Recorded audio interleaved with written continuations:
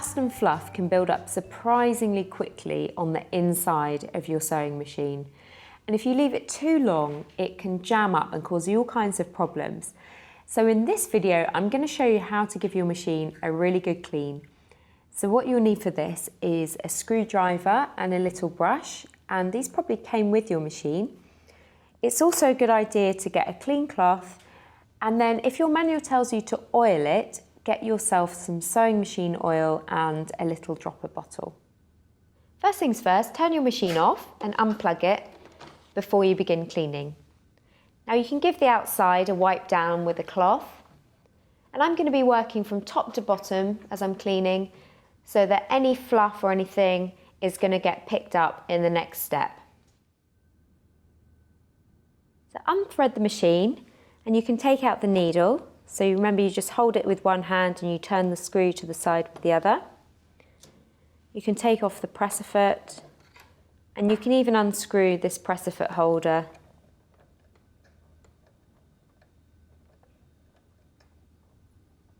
And you can give all of those a bit of a wipe. If you can open this top part of the machine, don't force it, then you can give it a little wipe inside with a brush. Now, as you can see, there's all sorts of intricate parts and wires in this one, so I'm going to be really careful not to touch them. I'd rather leave all of that to a sewing machine specialist when I get it serviced. Just going to be very careful.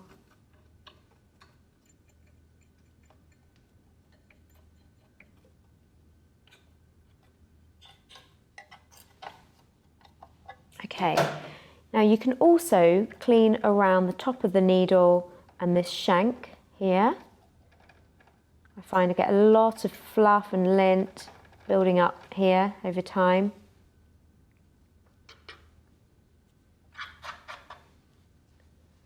Wipe those away. Now you can unscrew the needle plate.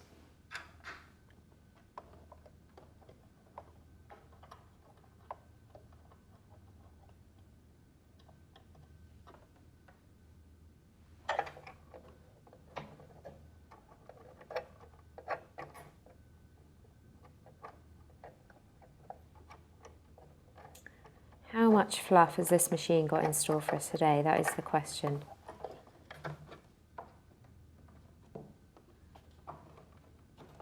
Oops. I'll take this off first. There we go. Lift that out. It's not too bad, but it's a little bit dirty. Okay, so on a top loading machine, you can lift the bobbin case right out like that. Oh, that is pretty dirty. Now you can give the bobbin case a clean with the brush, around the bottom, all the way around the insides and the top. You can use a cloth as well.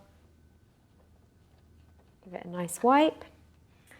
And now you can clean inside the machine under the needle plate. So clean the feed dogs, these little grippy bits here, all the way inside, and then inside this part under the bobbin case gets pretty filthy. Ooh, look at that, that is gross. Yuck. You can give it a clean with the cloth as well.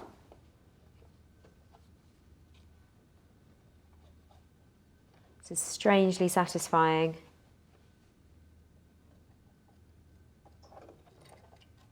All the way around here. Now, try and avoid the temptation to blow into the machine. I know it is really tempting when you want to just clear a bit of fluff, but all it'll do is to lodge it further inside. So if anything, use a little vacuum cleaner. You could use a mini extension on your existing cleaner, or you can get one of those little vacuums that you use to clean a keyboard, just to suck it all out.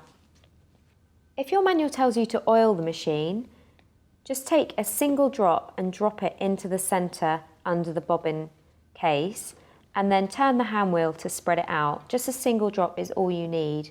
Make sure it's the right oil for your machine. And just be aware that not all machines need oiling, or some of them should only really be oiled by a professional. So If in doubt, just leave it until your machine gets serviced. So once you're happy with your cleaning, you can put everything back together. So I'm going to put the bobbin case back in first. You might need to turn your hand wheel a little bit, give it space to get back in.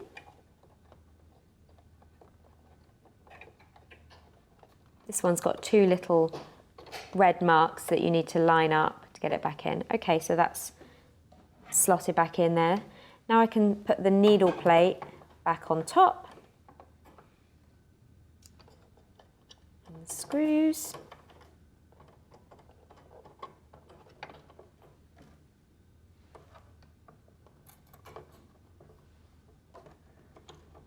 And screw those in nice and tight.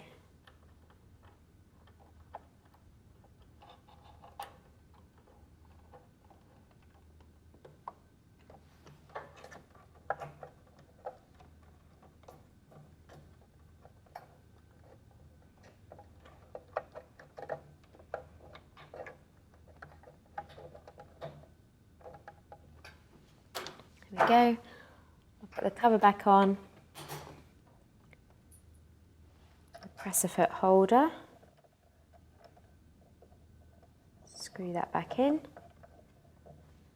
The presser foot, slot that under the little claw thing. And finally the needle.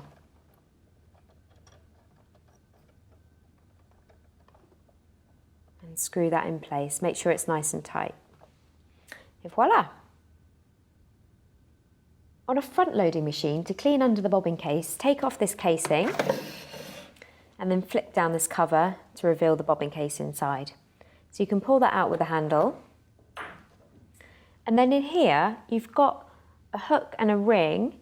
If you flip these black stoppers up, you can take those out. Now you can give those a good clean with the brush and the cloth. You can clean inside, under here, with a brush. You can go around it with a cloth as well. When you're happy with your cleaning and ready to reassemble, first of all, put this hook back in. Now you want to line up this little bit that's coming down here with this little claw here. Just slot it, easier said than done. Slot it right in. Now hold that with one hand while you grab the ring. And you want to put this on top, so I'm just going to swap fingers. To get the ring in place, look out for a little nubbin that will slot into a little groove. And once it's all in place, you can flip these stoppers back down, like so. Now you could drop a little bit of oil in here. Again, don't go crazy, and do check whether you're supposed to on your machine. And then you can put the bobbin case back in. You want to line up this arm with the little groove at the top. Flip the cover back and put the casing back on. So now you know how to clean your sewing machine. Do this every few projects just to keep it in tip-top condition, and cover it when you're not using it, and that will keep the dust at bay. You should also let a sewing machine specialist give it a more thorough service every year or two. So you can search online for someone near you, or I've got someone who comes and actually collects it from my house, which is so useful if, like me, you don't have a car and you don't want to schlep it across town on the bus. You don't have to. But in the meantime, it's really helpful to just spend 5 minutes every few weeks or so cleaning your machine. It will love you for it. It's actually strangely therapeutic to get all that dust and fluff out of it. And it will really serve you well in the long term if you look after it.